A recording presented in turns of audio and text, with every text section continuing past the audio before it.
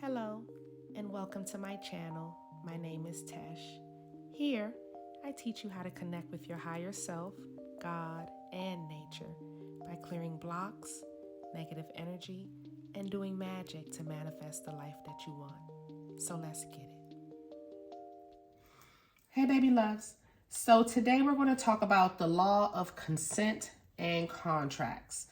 This is a law of magic that I feel is one of the most important. They're all very, very important. But this one, to me, it hits home in so many different ways because it deals with soul contracts. It deals with spell work. It deals with just contracts altogether that you make with God. Your life contract, your soul contract, what you're here to do. So the first thing about the law of consent and contract that I want to just be clear, it speaks, contracts are binding. Be careful to who or what you bind yourself to.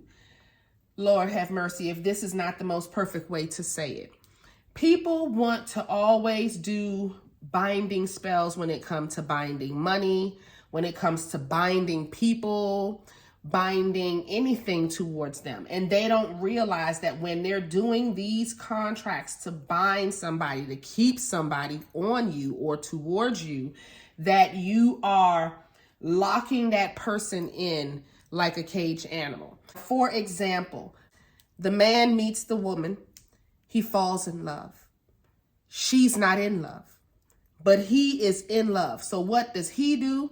He'll go to a voodoo priestman or some type of spiritual worker. Men do this all the time, women, okay? Don't think they don't, they do. And he will do a spell on this woman. The next thing you know, this woman is with this man. She is miserable, she is unhappy, she feels trapped. She's going crazy. And when they divorce, because they will divorce, the universe will never just let you sit and fester with somebody you don't want, but they will let you be with them if you have done something to them in a previous life and you have to clear up karma. And let's say y'all were in love in a previous lifetime and you did something to him. Let's say you cheated or something to that nature. And his soul still remembers that, and he is, again, still in love with you. The universe will allow him to connect back with you to clear up that karma. So it'll be a binding spell which keeps you trapped, and also you end up not with him, the female. Every time you step out, nobody's trying to talk to you. Nobody's trying to come towards you. It's because of the binding spell that this person who's not even with you, they may live in a whole different country, but they put this spell on you, and here you are binded to them forever. And this is why people aren't approaching you. This happens to beautiful women all the time. So a lot of beautiful women, you're wondering why people aren't approaching you. And it's because some man has done some type of binding spell in this lifetime or in previous lifetimes on you. And it keeps you blocked away. It's like a barrier that they put on you where no one can come towards you. If a man is trying to, something will happen to distract him or discourage him, or something will happen to that nature. This world is really, really messed up, guys. It's really, really messed up. And this can happen either way. Women do this to men and men do this to women.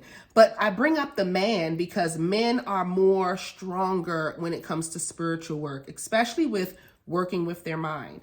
So if a man wants to put that spell on you, he can. Speaking of contracts, black is the color of Saturn, which is what you sign your contracts with. So when you're doing any type of contract signing, you're using black ink. That's making the contract binding because you're signing it with black Saturnian ink. Just making you clear of when you're even signing a piece of paper or signing your petitions and you're doing them with your black ink. That is a binding spell right there because you're using Saturn's color to bind your name to a specific outcome. This is really, really important as far as binding spells and being careful to who you bind yourself to. And then on the flip side, you'll bind yourself to this person and you'll realize the grass isn't that green on the other side. And then where are you? You're sitting here bound to somebody that you don't even want, that you've outgrown, you're not attracted to, okay? But usually when the person is doing the spell, Eventually, the other person will wake up, and that's when you'll see this person say, I never loved you. You'll see those couples that are only together for the children. And when the kids get into college, that's it. It's over. We're done. I never loved you in the first place. I'm out. And it's usually because one of them had did some type of trickery, some type of spell, and the other one just feels obligated to stay for the children. That's usually what has happened, is there has been some type of binding spell.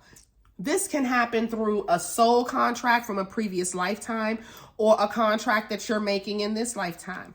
Now let's deal with soul contracts altogether and binding, because this is a heavy one as well. Before we come down here, we all sign a contract with the universe saying that we're going to accomplish certain things and we're expecting this for whatever it is that we accomplish. And the universe will oblige. Okay, yes, you can have this. If you do this, we'll do this. We'll do that. You do this. So that is what a lot of people who have just finished up a huge soul contract for the last 7 years, 20 years, 10 years. A lot of you guys have just concluded one, and a lot of you guys are just starting your 7-year process to clear out that soul contract. That can stem from past life issues. For example, a lot of you guys may not realize that every person in your life today is a person that was in your life in a previous lifetime.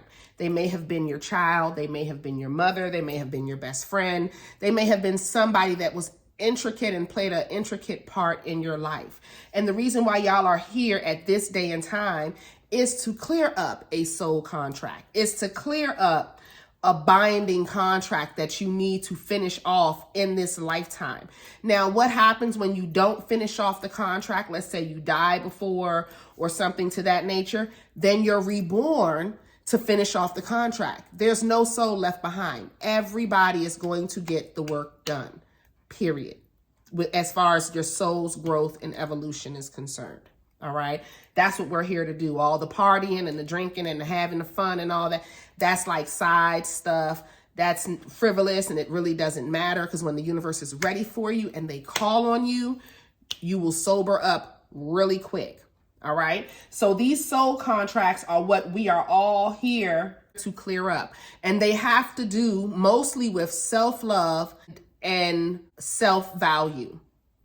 That's really what it boils down to. Self-love and self-value. And once you value yourself, then you will see at that point, your life changes even more, and you'll start to value the people that you bring into your life and who you allow and all of that great stuff. So with your soul contracts, let's say you've completed your soul contract. Then what will happen is the universe will then bestow you with whatever riches, whatever gifts that you had negotiated on the other side. Let's say your ancestors have a karma. Let's say you did something extremely wicked in a previous lifetime, and you hurt a lot of people, or you did something mean, or your ancestors took part in a genocide or something to that nature. Y'all will have to repay that karma. So y'all will live in extreme poverty. You will live in extreme phantom. You'll live in extreme turmoil and chaos. This is for people who have soul contracts where you did awful things in a previous life, and you were supposed to come into this lifetime and clear that up. And maybe you didn't, or you've gone a different direction, because, life is about, you do have free choice. What's going to happen is going to happen because it's already written in the stars. You can't change that. But we can pivot and make mistakes as far as allowing certain people in your life and things to that nature. Now, you can't control who you were born into, but you can definitely control, once you become an adult, how far you let certain energies into your world. Okay? Now, when you're doing spell work with contracts, you're writing your petition. Your petition is a contract.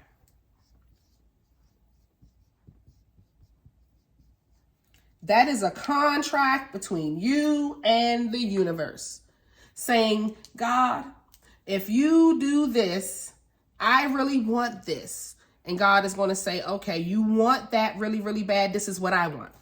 A lot of y'all think y'all could just receive and not give, and that's where you get fucked up in the game. You have to give in order to receive. and you have to expect. You have to just know. So with your petitions, whenever you make a promise that you're going to do something, let's say you want a baby, and the universe is going to say, okay, what are you going to do for us for a baby? You need to do something practical. Feed the homeless. Truly help the world in some form or fashion. It's about helping the world. Let's say you do the spell and you don't keep your promise of what you told the universe you were going to do. You didn't do your offering. You didn't feed the homeless. You didn't go to the cemetery and put the candy down. You didn't keep your end of the bargain when it came to your petition. What will happen is they will just take whatever they gave you back. You will feel the knockdown, drag out fight that's going on because they will be pissed off. If you make a promise to the universe, I don't care what planet you work with, I don't care what deity you work with, I don't care what angel, what archangel you work with, you should always give something for something. If you do a spell and ask for something and put in that petition that you want this and this is what you're going to give for it, and you don't do it when you get it, you're going to have a problem. That's one of the main reasons why I don't work with deities. If I'm doing something for the universe, I'm doing something for the universe and I'm good with my promises. So if I tell the universe I'm going to work and do my part as far as teaching magic and I'm expecting this on the back end, I expect that on the back end, as long as I keep my part. Okay? So the law of consent and contracts is very, very important when it comes to soul contracts, when it comes to binding spell work, it comes to the planets that you're working with. Every planet you can sign a contract with. You can sign them with any deity, any angel, any archangel, and sign a contract with them and do work with them. So anyway, that's pretty much it about the law of consent and contract. Just understand that when you are doing this stuff, it is binding and you need to be careful. It is true. When you really bind yourself to a person, you're really binding yourself to a person. I teach binding spells all the time, guys, but I want y'all to know you got to be careful. All right. Be careful of who and what you bind yourself to, because it can get real quick. All right, babies, that is about it. If you have any questions on any of the laws of magic, hit me up on my Patreon at patreon.com/Insight by Tesh, and I will see y'all in the next video. Bye, babies. At this point, I invite you to join my mystery school, where I have created a safe place for you to learn magic and how to make your own metaphysical products.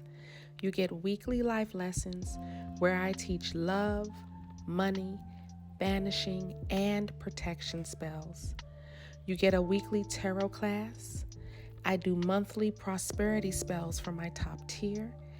And you get exclusive early access and commercial-free content.